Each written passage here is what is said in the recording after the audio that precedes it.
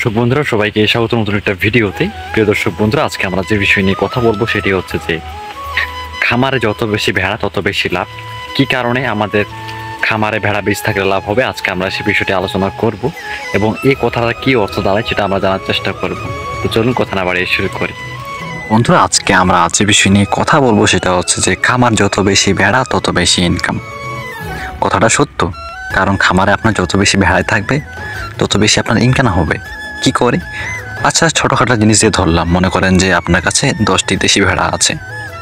আর দেশি ভেড়ার বৈশিষ্ট্য আপনারা অবশ্যই জানেন যে তারা বছরে 2বার বাচ্চা দেয় এবং প্রতিবারে 2টা করে বাচ্চা দেয়। তারা 10টা ভেড়া যদি আমরা 2টা করে ধরি তাহলে 20টা হচ্ছে এবং পরের মাসে 20টা, তার ভিতরে 15টা করে মাইনাস দিলাম, আমার 30টা বাচ্চা থাকে। মানে 15 না, 5টা করে মাইনাস দিলাম। মনে করেন যে এই 6 মাসের মধ্যে 5টা মাইনাস দিলাম এবং পরের 6 মাসে 5টা মাইনাস দিলাম, তাহলে দেখা যাচ্ছে যে আমার অটোমেটিকলি 30টা বাচ্চা আসতেছে। এখন আমি যে 30টা বাচ্চা থেকে আবার কয়েকটা আমার খামারের জন্য রাখলাম, সেখান থেকে যদি আমি 15টাও সেল করি আর 15টা রাখি, তাতে আমার হিউজ পরিমাণ অ্যামাউন্ট ইনকামে আসবে। কিন্তু কথা হচ্ছে যে আপনি হুট করে অনেকগুলা ভেড়া কখনো পালন করতে পারবেন না, অন্তত নতুন অবস্থায়। কারণ নতুন অবস্থায় আপনি কিছু জানেন না।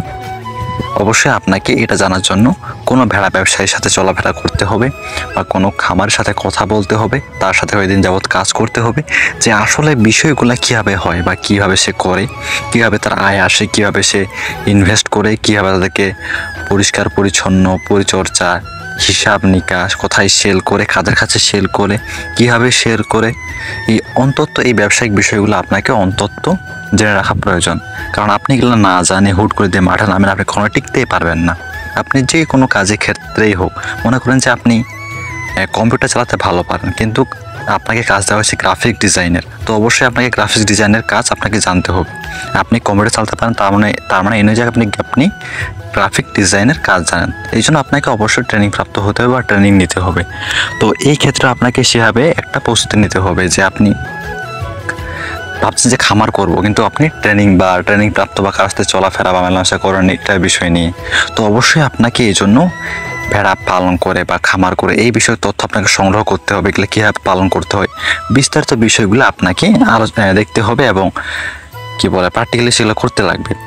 অনেকে মনে করতে পারেন যে ভাই আপনি অনেক জ্ঞান দিচ্ছেন। আসলে জ্ঞান দেওয়ার কারণ একটাই যে এই ভেড়া পালনটা অনেক ঝামেলার না, কারণ একটা সহজ পদ্ধতি এবং এ থেকে আপনি আপনার বেকারত্ব দূর করতে পারেন। এটা হচ্ছে মেন পয়েন্ট, এর উল্টে কোনো কিছুই না। অবশ্যই মেন কথা হচ্ছে যে আপনাকে একটা বিষয়ে ফোকাস করতে হবে যে কোনো কাজের ক্ষেত্রে যে আপনি যদি সেটা করতে চান, অবশ্যই সেটার বিষয়ে আপনার নির্দিষ্ট একটা জ্ঞান থাকা দরকার যে আপনি কাজটা করতে পারবেন, এটা এরকম একটা আত্মবিশ্বাস থাকা দরকার। এবং তার সাথে সব কিছু মানিয়ে নিয়ে জায়গা, তারপরে চরণভূমি ইত্যাদিগুলো বিবেচনা করে আপনি খামারটা শুরু করতে পারেন। আর কথাটা সত্য যে যত বেশি ভেড়া তত বেশি ইনকাম, কারণ যত বেশি ভেড়া হবে তত আপনি বিক্রি করতে পারবেন, সেল করতে পারবেন। তারপরে ঝামেলা বলতে আপনাকে দেখাশোনা করার লোক লাগতে লাগবে এবং প্রতিদিন আপনি নিজে দেখাশোনা করবেন, ঠিক মতো খাওয়া দাওয়া দিবেন। এটা যদি আপনি ঝামেলা মনে করেন তাহলে তো আর কোনো কিছুই হইল না।